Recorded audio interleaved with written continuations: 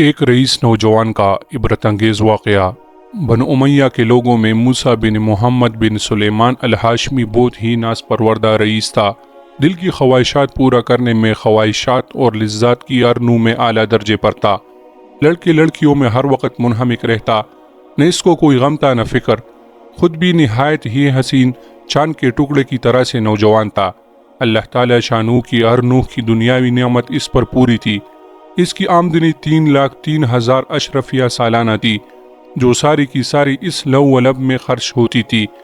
ایک اونچا بالا خانہ تھا جس میں کئی کھڑکیاں تو شارع عام کی طرف کھلی ہوتی، جن پر بیٹھ کر وہ راستے میں چلنے والوں کے نظارے کرتا، اور کئی کھڑکیاں دوسری جانب باغ کی طرف کھلی ہوئی تھی، جن میں بیٹھ کر وہ باغ کی ہوائیں کھاتا اور خوشبوئیں سونگھتا۔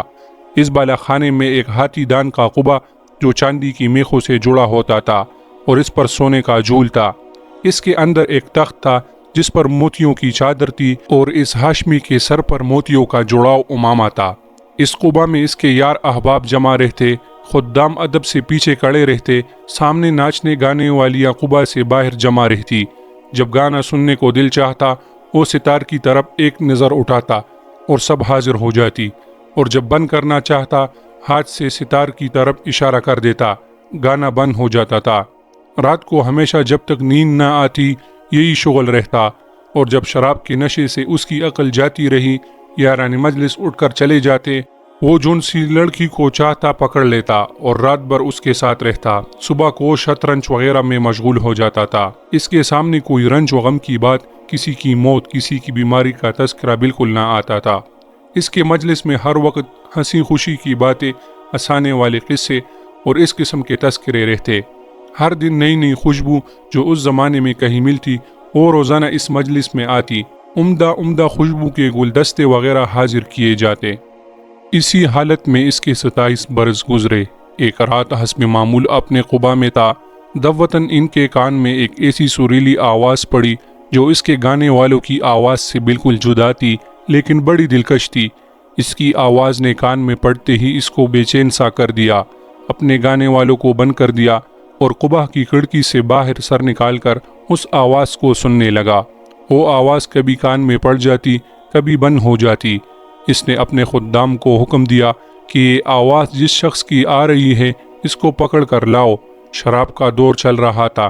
خدام جلدی سے اس آواز کی طرف دوڑے اور اس آواز کو تلاش کرتے کرتے ایک مسجد میں پہنچے، جہاں ایک جوان نہایت ضعیف بدن، زرد رنگ، گردن سوکھی ہوئی، ہونٹوں پر خشکی آئی ہوئی، گندے بال، پیٹ کمر سے لگا ہوا، دو ایسی چھوٹی چھوٹی لونگیاں اس کے بدن پر کہ ان سے کم میں بدن نہ ڈھک سکے، مسجد میں کھڑا ہوا اپنے رب کے ساتھ مشغول تلاوت کر رہا تھا۔ یہ لوگ اس کو پکڑ کر لے گئے، نہ اس سے کچھ کہا۔ ایک دم اس کو مسجد سے نکال کر وہاں بالا خانے پر لے جا کر اس کے سامنے پیش کر دیا۔ حضور یہ حاضر ہے۔ وہ شراب کے نشے میں کہنے لگا، یہ کون شخص ہے؟ انہوں نے عرض کیا کہ یہ وہی شخص ہے جس کی آواز آپ نے سنی تھی۔ اس نے پوچھا کہ تم اس کو کہاں سے لائے ہو؟ وہ کہنے لگے، حضور مسجد میں تھا، کھڑا ہو کر قرآن شریف پڑھ رہا تھا۔ اس رئیس نے اس فقیر سے پوچھا کہ تم کیا پڑھ رہے تھے؟ اس نے اعوذ باللہ پڑھ کر یہ آیاتیں بتائی جن کا ترجمہ یہ ہے: بے شک نیک لوگ جنت کی بڑی نعمتوں میں ہوں گے، مسحریوں پر بیٹھے ہوئے جنت کے عجائبات دیکھتے ہوں گے۔ اے مخاطب، تو ان کے چہروں پر نعمتوں کی شادابی سرسبزی محسوس کرے گا، اور ان کے پینے کے لیے خالص شراب سربہ مہر جس پر مشک کی مہر ہوگی ملے گی۔ ایک دوسرے پر حرص کرنے والوں پر ایسی ہی چیزوں میں حرص کرنا چاہیے کہ یہ نعمتیں کس کو زیادہ ملتی ہے، اور ان کا ملنا اعمال کی وجہ سے ہوتا ہے۔ اس لیے ان اعمال میں حرص کرنا چاہیے جن سے یہ نعمتیں حاصل ہو، اور اس شراب کی آمیزش تسنیم کے پانی سے ہوگی۔ شراب میں کوئی چیز ملائی جاتی ہے تو اس سے اس کا جوش زیادہ ہوتا ہے، اور وہ تسنیم جنت کا ایک ایسا چشمہ ہے جس سے مقرب لوگ پانی پیتے ہیں، یعنی اس چشمے کا پانی مقرب لوگوں کو تو خالص ملے گا، اور نیک لوگوں کے شراب میں اس میں سے تھوڑا سا پانی ملایا جائے گا۔ اس کے بعد اس فقیر نے کہا، ارے دھوکے میں پڑے ہوئے تیرے اس محل کو، تیرے اس بالا خانے کو، تیرے ان فرشوں کو ان سے کیا مناسبت؟ وہ بڑی اونچی مسحریاں ہیں جن پر فرش بچھے ہوئے ہیں، ایسے فرش جو بہت بلند ہیں، ان کے استر ریشم کے ہوں گے، وہ لوگ سبز مسجر اور عجیب و غریب کپڑوں پر تکیہ لگائے ہوئے ہوں گے۔ اللہ کا ولی ان مسحریوں پر ایسے ایسے دو چشموں کو دیکھے گا جو دو باغوں میں جاری ہوں گے۔ ان دونوں باغوں میں ہر قسم کی میووں کی دو قسمیں ہوں گی کہ ایک ہی قسم کے میوے کے دو مزے ہوں گے۔ وہ میوے نہ تو ختم ہوں گے نہ ان کی کچھ روک ٹوک ہوگی۔ جیسا دنیا میں باغ والے توڑنے سے روکتے ہیں، وہ لوگ پسندیدہ زندگی میں بہت بلند مقام پر جنت میں ہوں گے۔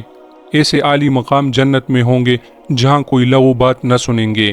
اس میں بہتے ہوئے چشمے ہوں گے اور اس میں اونچے اونچے تخت بچے ہوں گے اور آپ خورے رکھے ہوئے ہوں گے اور برابر تکیے لگے ہوئے ہوں گے اور سب طرف قالین ہی قالین پیلے ہوئے پڑے ہوں گے کہ جہاں چاہے بیٹے، ساری ہی جگہ صدر نشیں ہیں۔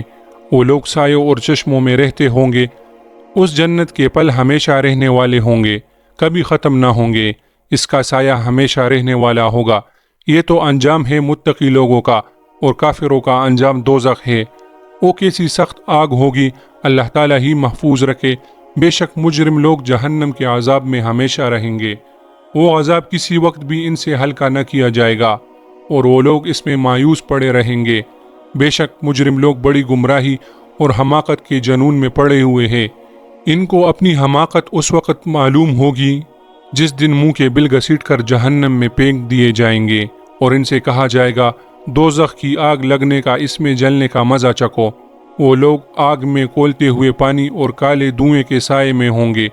مجرم آدمی اس بات کی تمنا کرے گا کہ اس دن کے عذاب سے چھوٹنے کے لیے اپنے بیٹوں کو، بیوی کو، بھائی کو اور سارے کنبہ کو جن میں وہ رہتا ہے اور تمام روئی زمین کے آدمیوں کو اپنے فدیہ میں دے دے پر کسی طرح عذاب سے بچ جائے، لیکن یہ ہرگز نہ ہوگا۔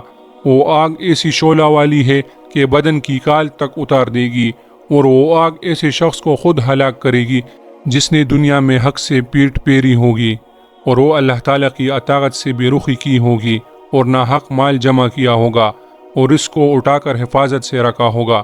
یہ شخص نہایت سخت مشقت میں ہوگا اور نہایت سخت عذاب میں، اللہ تعالیٰ شانو کے غصہ میں ہوگا، اور یہ لوگ اس عذاب سے کبھی نکلنے والے نہیں ہوں گے۔